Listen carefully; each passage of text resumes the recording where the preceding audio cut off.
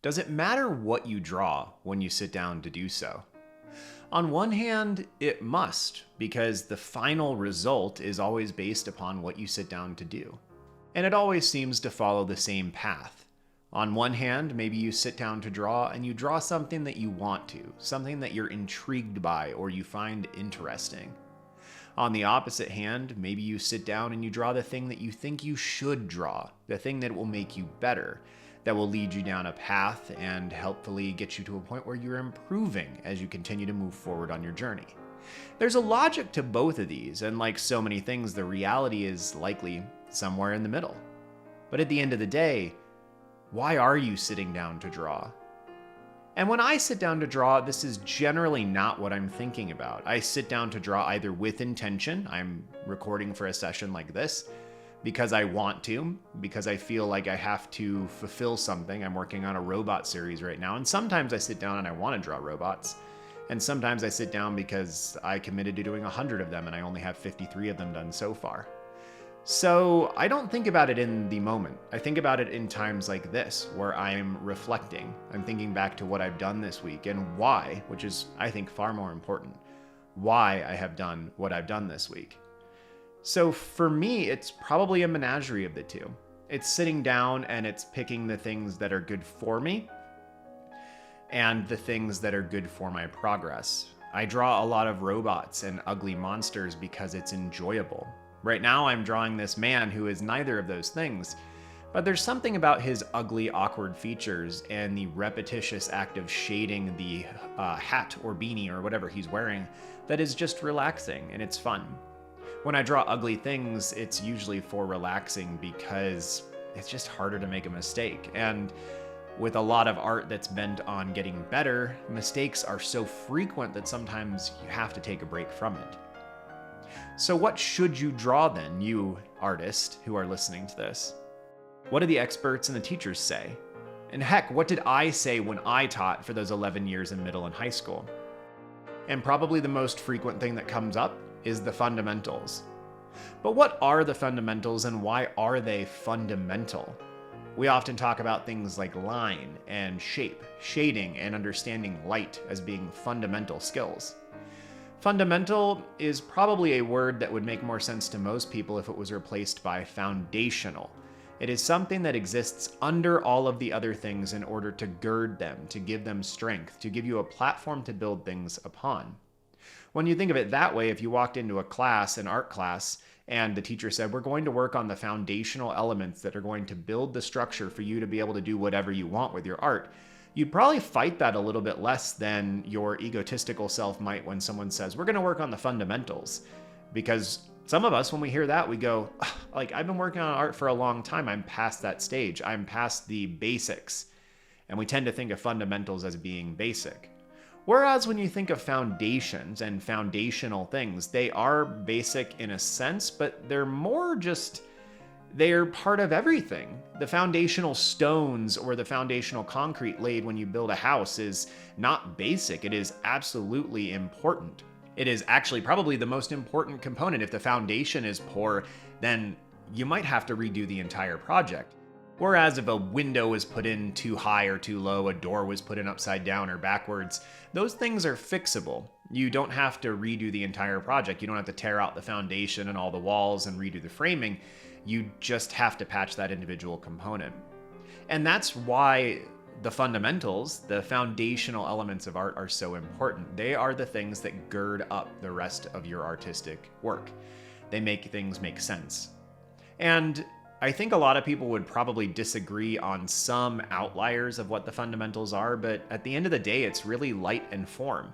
It's making things feel like they are illusory, they are three-dimensional when they are not, because obviously this drawing that I'm working on right now is a flat thing. And yet the shading, though awkward as it is in some places, but especially on the back of the head, the shading gives the illusion that this thing is wrapping around in physical space. The directional lines underneath the eyebrows give you the sense that the eyebrows themselves, that the brow structure is casting a shadow. We understand that as humans who've seen older people, we understand that that means that this person is likely older. Their frame is gaunt. There's almost a seaside village kind of aspect to this person. He feels like he's had a life that has been lived hard, even if we're to disregard the scar that grows across his face. So there's things that come into our perception of a piece when we look at it that have to do with these fundamental components. Lighting is probably the first one because it allows us to create things that look three-dimensional, even though, of course, they're not. And many of the fundamentals are just like this. Line, composition, the understanding of where a person's eyes are going to go in a piece. These are fundamental components because they inform all the other decisions that you make. So it's understandable why teachers would push new students towards those kinds of things. But how does this come back to what do you want to draw? How do you decide what you're going to draw? What should you draw when you sit down to do so? And I toss the term drawing out all the time, but this really extends to any form of art. What should you create when you sit down to do so? This comes back to a very fundamental question that is personal to you, and you're going to have to make the call on this. What is your goal with your art? What is the goal of your drawing? Is your goal to just have fun? Then you've already answered your own question. You should just draw things that are enjoyable to you. And this probably means that you're not going to grow that much, and it doesn't matter because your goal is to just enjoy yourself and have fun. So if you just want to work in coloring books, they make amazing adult coloring books now. Just do that. You want to copy things? Just copy things. You want to draw cartoons and really simplified figures? Do that. There's nothing wrong with it. There's something wrong with doing that if your goal is disparate from it. So if your goal is, like mine, to continually improve because you want to be better tomorrow from where you are today, in a year you want to be able to do things you couldn't have dreamed of today, that kind of drawing is not going to be for you, just like it's not for me. Now, I also don't sit down and work on skill building things every single time I sit down to draw because I know as an adult who's worked through that, who's watched countless people in my life burn themselves out, I know that I can't do that long term. So I draw things like this old man that are enjoyable, that are chill and relaxed for me to work on, because this keeps me drawing. And the nice part is that the harder drawings I do, the studies of anatomy, of three-dimensionality and space, they inform how these fun little drawings come together. I am learning things in both of those arenas, in my practice arenas and in my play arenas. But the play keeps me doing it. And the play is the reason why I do it. If I don't ever allow myself the ability to do the fun things, to play, then I will likely stray from the medium. I'll stop making art.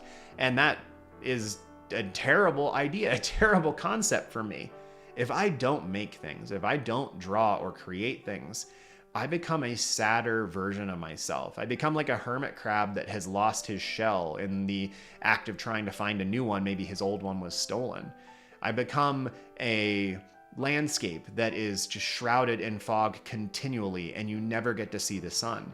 And that's miserable for me, and it's miserable for the people in my life. So what should you draw?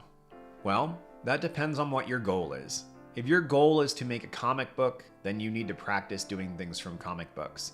And likewise, you shouldn't do that 100% of your artistic time. You should spend time doing things that are fun. And maybe that is comic-related things. You're probably going to progress faster if you spend time in the same arena. If your goal is to become a concept artist, then you need to work on concept art. You need to find people like Trent Kaniga or Mark Burnett and work from their classes and their videos and learn from them, these masters of their craft. But you should also do things that are chill, that are fun, that keep you in the medium constantly. And if your goal is just to have fun, don't ever let anyone demean you. That is a perfectly fine, totally acceptable goal. It is different from a lot of artists. It is different from my own, but that does not make it less. You are free as a human to decide how you approach art. And so if your goal is just to use art as therapy, to use art as relaxing, as downtime, to get out of other things, to relax after a really difficult day at work, good on you. There's nothing wrong with that. And don't let anybody tell you that there is. If your goal is to grow, you are going to experience pain. You are going to experience difficult failures in your work.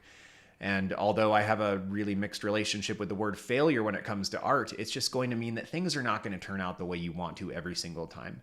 And that's understandable. You can't learn an instrument, you can't learn a new sport without something going awry. If you pick up basketball for the first time, there's no way you're sinking every one of your three-pointers. You can play basketball for a long time and still sink only a very small percentage of your three-pointers. But come back to your goal and understand it and revisit it frequently, because you might find that you started out thinking that you had these high ambitions for a career in the arts, and really you just want to have fun with it. And likewise, you may have started out doing it as a hobby and realize you really do have some skill and you have some love and affection for this, and maybe, just maybe, you might want to illustrate a children's book. I hope this session was cathartic for you. It was for me. I've been sick the last couple of days. I haven't been able to record anything, and I've had to take a couple breaks while I've been recording this just to sip on my tea or something. So you just can't stop. Sometimes you just got to keep moving. But I appreciate your time. I appreciate you listening, and I hope that this was beneficial for you. So in the comments below, I would love to hear from you about what your goal is with your art, what you're choosing to focus on, and try not to feel any shame or any weirdness about that, because we're all a little bit different, and we have so many different ways that we approach this complicated thing that we call art. If you're looking to embark into a journey with another set of artists, a small community, please take a look at the Discord link down below in the description. And as always, if you want to support the channel, you can see the Patreon link down there as well. Well, have a good one, y'all. See you soon.